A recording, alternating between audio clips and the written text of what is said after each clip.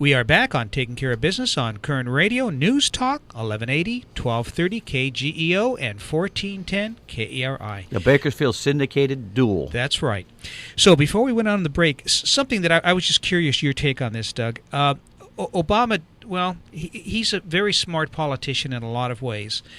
I'm thinking the reason he made this comment is because he figures there's more, there's more employees than there is employers. There's a larger block, so he didn't mind offending the entrepreneurs, knowing that he was going to pick up more votes on the other end. Do you think that's a fair statement? Well, actually, it's an extremely insightful statement. In my book, I talk about his background, and we hear this name and this term all the time, Alinsky or Saul Alinsky, and a lot of people don't know who he was or what he's about, and I talk about that and how that influenced Barack Obama. And Alinsky was a man who was a Marxist who wanted to see the overthrow of the U.S. government and financial system, but he didn't want to do it through violent means. He wanted to do it through nonviolent means by infiltrating over a long period of time and eventually taking control, which is what the progressives are part of and what Barack Obama is part of and working towards. And with this, his mindset was that you do exactly what you just said. You look at a situation and you divide the people, cause them to turn against each other, and that puts you in a position to obtain power. And so with labor unions, he goes in, since there's more employees than employers, you get on the labor side and you get them all disenchanted with everything, get them upset and turn them against the employer, and you start to take control there and demand more and more from them. And the ultimate goal is to crash the financial system, and when you do that, then everything can turn around and start over, and a few elites who are in power then make all the decisions for the country and for the citizens, because they honestly believe that they know better than you or I do how to plan and how to handle our lives. And so, as C.S. Lewis said about 50 or 60 years ago, he said something, I quote this in my book, and so I'm going to paraphrase it here because I don't have a verbatim on top of my head, but he said that tyranny being a terrible thing, the worst kind of tyranny is tyranny from somebody who thinks they're actually helping you when they're not, because they'll be incessant. They will never stop their efforts because they are so convinced they are doing what's right. And I think that's what we have with this administration. We have people who think they know what's best for the American people and are going to implement their whole plan whether we like it or not. I totally agree. And I read someplace that President Obama said the most important book he ever read was Alinsky's Rules for Radicals.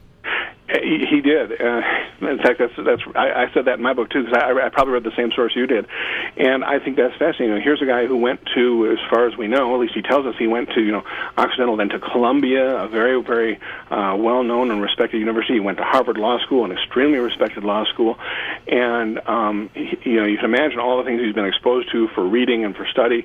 And the most important book he ever read was this book about overthrowing government systems and taking things over through disenchanting people and such, and it's a little unnerving. And there is a new book out now I've just heard about his mentor, Frank Marshall Davis, who was not just a communist synthesizer, he was a card-carrying communist, and he was on a watch list of the U.S. government because he was so dangerous. Had we gone to war with the Soviet Union, they would have immediately arrested him because he was so dangerous. And this was the main mentor in Barack Obama's life growing up. Of many main mentors. Yes. Hey, yes. Another book I really found interesting. I don't know if you read it. It's called The Amateur. Yeah, actually, I did, and I've heard Ed Klein, the author, interviewed a number of times. Fascinating book, and I think he raises a good point. Although I take issue only with the title, not with the content, if that makes sense, because Barack Obama is an amateur in one sense, but there is an underlying motive, and so I think that he's driven by a plan, but the amateurness of his background, of his experience, doesn't allow him to handle his office as well as predecessors have. Well, he has a different agenda. That's part of the problem. Exactly. That's exactly. Actually, it is the problem. It's the core part of the problem. Our guest by phone, author, political consultant, Doug Johnson. This morning I heard on the radio, or just this week I heard on the radio, that the polls are turning around. It looks like Romney's picking up steam. What's your thoughts on that? I think he is. I think the attacks on him for being a successful businessman are not working for Barack Obama. In fact, in many ways, I think they're backfiring on him and will ultimately. Romney's problem, and I'm an independent conservative, and so I don't believe personally that Romney is conservative enough, but I think he's got some attributes about him that are tremendous and can offer a lot to America and be good for America. I think his weakness in this campaign is he has, and I probably sound a little egotistical because this is partly my background, but I don't think he has people running his campaign who know a thing about marketing, because he should be running away with this election. And if the polls are to be believed, and I'm a little skeptical only because the media is behind a lot of them, and so I'm not sure they always report what's accurate, but if they're to be believed, something's wrong in the way Mitt Romney's presenting himself, and I believe what he should be doing is saying to the American public, look, I was blessed to grow up in a very successful family, and when my father left me, his money, I gave that away because this is what he did, and I started over on my own and built my own success, and I was blessed beyond anything I could have ever dreamed of, and America gave me the opportunity, and I want America back to where every American has that same opportunity to be the best they can be and to be as successful as possible. I think that message would sell with the American people, and why he is not doing that, I don't have a clue. Well, you keyed on it. They're marketing him as a business person. They're not marketing him as a politician. Exactly, and they need to use that business background stronger and talk about what that business background means for each and every American, how that benefits us as citizens. And I don't think they really get that, and that's one of their weaknesses in the way they're doing this. Now, what may help him is when they get into the debates, because people say Barack Obama is such a good debater. I don't really agree with that. Mitt Romney may do very well in debates. That could help him quite a bit. Didn't Romney say he could bring his teleprompter? Actually, that was Newt Gingrich. But I don't think Romney would care either way, you know. I think Romney's a pretty confident guy. And the other thing I guess I'd say is, the speech in Roanoke, Virginia last week, I guess it was, or recently anyway, whatever date it was, 13th. when Barack Obama made the comment about business, when Mitt Romney responded to it a few days later, you could tell he was angry. This was really personal. And anybody who's ever started and built a business, your business is your baby. And now you're attacking what's part of me when you do that. And so we tend to, and he did, rise up and say, oh, no, you're not going there. And we need to see a little bit more of that fire in Mitt Romney all the time from here to Election Day. I agree, and I think Clay and I are independent businessmen, and it really infuriated me because it shows no understanding of business at all, no understanding of the concept of what it takes to create a business. And business is being blamed as the culprit. Who do you think the real culprit is, and what our problems are in society right now? Well, I mean, to me, the bottom line, and instead of saying who, I'll say what, but in a sense, both words work. I think government is the real culprit. I mean, government is restricting and hurting business. Government does not help business.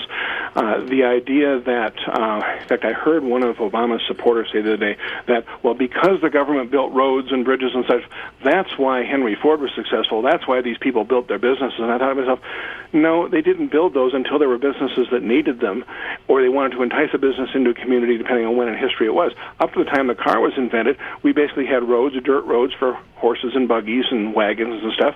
But as vehicles were developed for delivering materials and products to market, then all of a sudden governments realized we need to have better transportation system to make this more efficient, because they knew the more successful that business is, the more money they're going to make, and the more money they make, guess what? The more taxes the government gets. So we're back to where we started. Absolutely. Our conversation earlier today. I also heard recently that two out of 5 people are worried about losing their jobs in the coming couple of years, which is really working very positively for Romney. Oh, I think it is. I think a positive message, and I'm not opposed to being real blunt and in your face at all. I'm very much that way. But I think a positive message about hope for the future, true hope, as opposed to a message of we're going to make sure everything's fair, which is Barack Obama's message. He wants to make everything fair. Mitt Romney wants to give you opportunity, and that's a huge difference. And if we have a minute, we're probably nearing out of time here, but I'll just say I was on a progressive show recently, and a caller called in who'd been a lifelong Democrat, and he said, I am disenchanted by Barack Obama. What scares me about the right is you want to cut all these government programs that we're just surviving with right now. We need those so we can get back on our feet. And I realized one of the things that Mitt Romney and the right need to do is communicate that we understand it's going to be a process to get you on your feet. We're not going to cut you off and leave you on the side of the road, but we're going to teach you and show you how you can be successful and independent instead of dependent. And I think that message is a key message in this election that has to get out. I totally agree, and you're right. We're almost out of time. We got about 20 seconds left, so I want to talk about your book for a second. It's called No Tomorrows. Let's see. How to Halt America's Imminent Collapse and Return the American Dream. And how can people get your book? Well, the easy way, my website is DougJohnsonOnline.com. They can go there, they learn about me, they can look at my blog, they can get links to a site for the book, and that'll give you links to places to buy it and give you choices of what you want to do. But there's also on there an opportunity they can request a free copy of book excerpts. It's 14 or 15 pages of excerpts from the book to tell them what the book's about. Fantastic. Doug, thank you. We'd love to have you back. Thanks, guys. I appreciate it. Thank you, Doug. Take care now. We'll be back on Taking Care of Business on Koerner Radio News Talk 1180.